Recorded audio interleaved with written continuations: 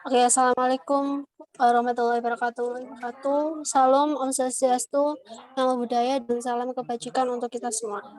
Perkenalkan, saya Putri bersama rekan saya Muhammad Kolis, perwakilan kelompok 20 dari Studi Independen Bersertifikat GNIK 2 akan menjelaskan mengenai hasil diskusi kami mengenai materi problem solving terkait kemungkinan penyebab dan solusi atas kasus Pak Parto.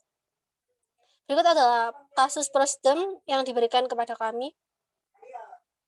Dalam kasus tersebut juga mencantumkan perihal diagram tabel mengenai data kinerja Parto Kuliner serta data kompetitor kuliner di Kota Bandung. Dari hasil diskusi kami yang dapat kami tarik, kami mendapatkan faktor-faktor penyebab dasar, yaitu dari segi people, dari segi place, dari segi prosedur, dari segi politik, dan dari segi price and product. Untuk selanjutnya akan dijelaskan oleh rekan saya. Ya, terima kasih Kak Lisya. Selanjutnya saya akan menjelaskan tentang diagram fishbone-nya. Nah, dari diagram fishbone ini terdapat 6 faktor. Nah, di setiap faktornya itu terdapat beberapa akar masalah yang kita tarik kesimpulannya dari pengamatan menurut tugas saintisir tersebut. Nah, yang pertama ini terdapat people. Nah, di people ini terdapat 2 akar masalah, yaitu karyawan dan pelanggan. Nah, karyawan ini sebagai faktor internalnya, sedangkan pelanggan sebagai faktor eksternal di dalam unjuknya itu omset menurun sebesar 30% itu. Hal ini sangat berpengaruh dikarenakan untuk karyawannya sendiri itu terdapat 75 yang menyebabkan banyaknya pengeluaran untuk menggaji karyawan, sedangkan dari pelanggan terdapat penurunan dikarenakan berbagai faktor yang nantinya saling berhubungan. Nah, dari faktor yang kedua itu terdapat pada place, di mana ada 2 akar masalah yang penting. Yang pertama ialah sewanya yang mahal, yang kedua ialah tidak strategis lokasi tersebut. Masalah pertama, sewa mahal itu dikarenakan tidak sebandingnya antara pemasukan dengan pengeluaran. Sebelum terjadinya COVID-19, Pak Parto tidak terlalu keberatan akan sewanya. Namun pada saat terjadi COVID-19 terjadi penurunan omset sehingga sewa yang sebelumnya itu biasa saja menjadi mahal dikarenakan kurangnya pemasukan dan modal yang terbatas. Yang kedua, lokasi menjadi tidak strategis. Dikarenakan tempat dari lokasi Pak Parto ini tidak pada tempat wisata, hanya berada di pinggir jalan pantura seperti biasanya. Nah, selanjutnya ialah prosedur. Di prosedur ini terdapat 2 akar masalah. Yang pertama ialah terjadinya penutupan sementara pada awal-awal pandemi. Yang kedua ialah pembatasan jam operasional. Yang pertama, tutup sementara ini dikarenakan pada awal-awal pandemi banyak toko-toko maupun rumah makan yang ditutup paksa dikarenakan pandemi yang pada awal itu tidak terkendali. Nah, dalam beberapa waktu kemudian terjadi perubahan jam waktu operasional dari toko ataupun rumah makan.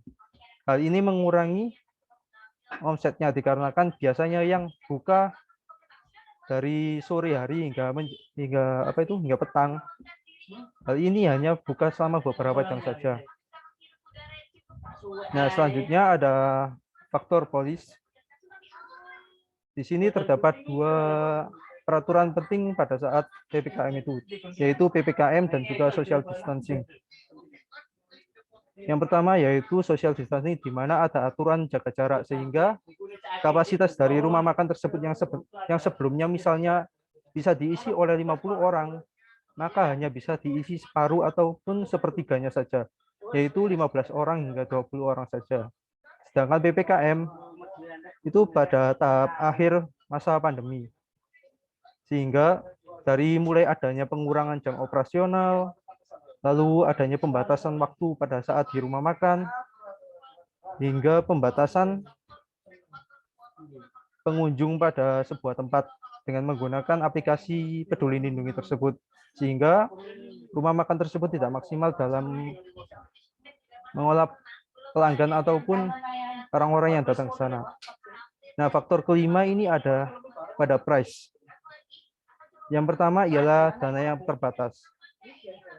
Hal ini disebabkan terjadinya penurunan omset, sehingga dana yang dimiliki oleh Pak Parto pun menjadi kian terbatas. Yang selanjutnya ialah kekurangan modal. Hal ini dikarenakan usaha tersebut ialah usaha mikro, tidak seperti usaha-usaha besar lainnya yang banyak mendapat suntikan dana maupun memiliki dana cadangan. Sehingga modal yang dimiliki oleh Pak Parto ini tergolong sangat kecil hingga terjadinya kekurangan modal. Nah, yang terakhir itu ada pada faktor produk, yaitu menunya yang tidak variatif, cenderung itu-itu saja. Sedangkan persaingan di dunia makanan itu sangatlah cepat. Setiap tahun, bahkan setiap bulan saja pasti akan ada menu yang baru. Sehingga para pelanggan itu tergolong bosan. Nah, yang terakhir ialah kurangnya inovasi.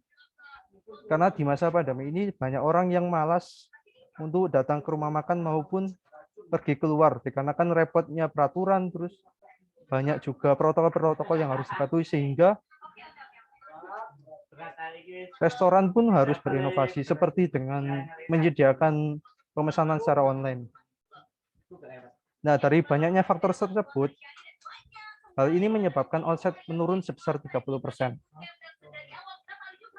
Nah, selanjutnya akan dijelaskan oleh Alicia.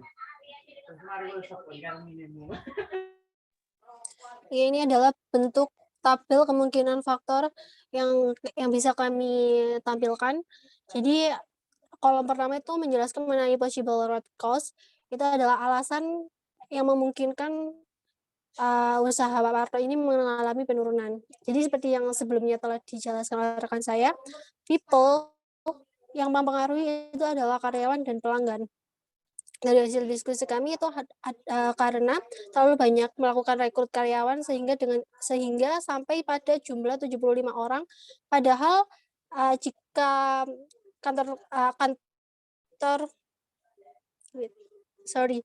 Jadi ini kan sebelumnya tuh dia merekrut karyawan sampai jumlah 75 orang. Itu sebenarnya itu bisa memangkas atau mengurangi jumlah karyawan dengan menggunakan orang-orang yang lebih berpotensi, sehingga kerjanya tuh bisa lebih aktif dan tidak membuang-buang uang untuk gaji karyawan yang pasif. Lalu faktor yang kedua adalah kehilangan pelanggan. Lalu untuk kolom place, kami menemukan dua faktor juga, yaitu lokasi yang kurang strategis dan sewa lokasi yang mahal. Sebagai bahan diskusinya adalah menurunnya minat pelanggan dan ketidaktahuan pelanggan atas lokasi baru yang dibuka oleh Pak Parto. Kolom yang ketiga adalah mengenai prosedur, bahwasanya jadwal buka restoran yang terlalu singkat dan mengikuti jadwal PPKM, serta restoran pernah tutup sementara karena adanya peraturan pemerintah. Sebagai hasil diskusinya adalah sebelum pandemi Pak Parto buka pada jam 18.30 sampai tengah malam. Setelah pandemi Pak Parto hanya buka pada jam 1 siang sampai jam 19.30, di mana ini adalah jam sibuk orang-orang, sehingga sedikit orang keluar untuk makan pada saat mereka sedang bekerja maupun bersekolah. Lalu kolom selanjutnya adalah tentang politis, yaitu mengenai peraturan PPKM. Hasil diskusinya adalah saat masuknya COVID-19, Indonesia langsung pada tahap zona merah waktu itu, sehingga pemerintah menerapkan peraturan PPKM yang pada saat itu terpaksa usaha-usaha harus ditutup untuk sementara demi untuk mengurangi interaksi sosial orang banyak. Lalu kalau selanjutnya adalah mengenai price atau harga, yaitu disebabkan kurangnya keuntungan uang untuk mengembalikan modal awal, yang menghasilkan bahan diskusi tidak memiliki dana lebih untuk melakukan promosi, sehingga kurangnya pendapatan. Lalu yang terakhir adalah mengenai produk, yaitu hanya mengandalkan menu awal atau menu utama yang menjadi ciri khas dari usaha Pak Parto. Lalu yang kedua adalah kurangnya inovasi menu baru, sehingga pelanggan bisa saja menjadi bosan. Lalu solusi yang kami tawarkan adalah solusi pertama, mengenai permasalahan people terkait karyawan dan pelanggan. Kami menawarkan dua solusi, yaitu solusi yang pertama mengenai Pak Parto dapat mengurangi jumlah karyawan untuk menekan angka kerugian. Lalu yang kedua yaitu melakukan analisis ulang terkait target pasar atau sasaran pelanggan, kemudian baru melakukan beberapa perbaikan strategis usaha untuk menarik minat target pelanggan. Lalu solusi untuk permasalahan yang kedua mengenai place terkait lokasi kurang strategis dan sewa yang mahal adalah kami menawarkan dua solusi juga, yaitu melakukan peninjauan ulang terkait lokasi yang strategis sehingga dapat menarik pelanggan, dan solusi yang kedua yaitu menambahkan fasilitas ruang meeting atau ruang rapat untuk menambah pemasukan. Selanjutnya akan dibantu dijelaskan oleh rekan saya. Nah, untuk solusi yang ketiga, solusi yang kami tawarkan untuk permasalahan prosedur terkait jam buka adalah karena angka penyebaran COVID-19 sudah menurun sehingga tidak ada pembatas jam buka, maka sebaiknya usaha Pak Parto bisa memperluas jam bukanya, yaitu mulai jam 9 pagi hingga tengah malam. Yang sebelumnya kan dari jam 18.30 hingga tengah malam. Nah, mungkin bisa diluaskan lagi dari jam 9 hingga tengah malam. Namun tetap dengan mematuhi protokol kesehatan dengan mengurangi jumlah pengunjung yang masuk ataupun dengan menambah pembatas sehingga pelanggan yang satu dan yang lain itu ada pembatasnya. Nah, solusi selanjutnya ialah solusi yang keempat. Solusi yang kami tawarkan terkait permasalahan polis terkait PPKM adalah Pak Parto dapat tetap mematuhi peraturan yang berlaku dengan menetapkan protokol kesehatan. Yang kedua, seperti menyediakan fasilitas cuci tangan yang bersih, cek suhu badan, dan lain-lain, sehingga pelanggan tetap bisa merasa aman. Yang ketiga, tetap memperhatikan kebersihan usahanya dengan membersihkan orang-orang yang telah menempati tempat makan tersebut, sehingga pelanggan yang selanjutnya menempati bisa merasa aman dan nyaman. Next. Nah, solusi yang kelima yang kami tawarkan untuk permasalahan price terkait kekurangan modal usaha untuk melanjutkan usaha adalah mencari supplier baru dengan bahan baku yang relatif terjangkau namun berkualitas baik. Misalnya dengan bekerja sama pada beberapa petani lokal. Nah, yang kedua yaitu menghindari oversupply bahan baku harian karena bahan baku makanan sangat mudah busuk sehingga dapat mengakibatkan kerugian.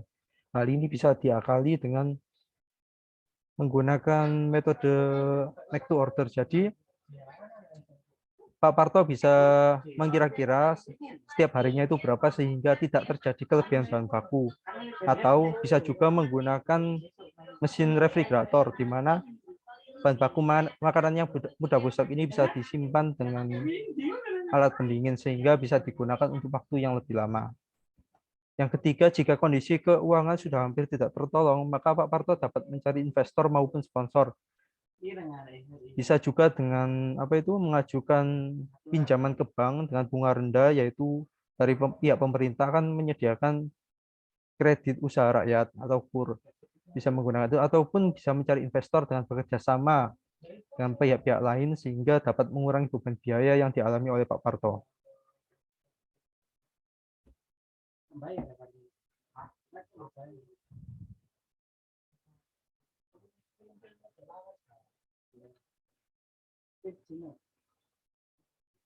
Nah, untuk solusi yang keenam yang kami tawarkan ialah permasalahan produk, yaitu dengan mencoba inovasi baru agar pelanggan tidak bosan dengan menu yang ditawarkan. Yang kedua, mempromosikan usaha dengan menggunakan sosmed non berbayar atau juga dapat menggunakan media yang berbiaya rendah seperti contohnya e-delivery food. Yang terakhir ialah menambahkan fasilitas game-game ringan seperti kartu remi, ludo, monopoli, dan lain-lain agar pelanggan memiliki opsi untuk melakukan healing pada tempat usaha makanan yang didirikan Pak Parto.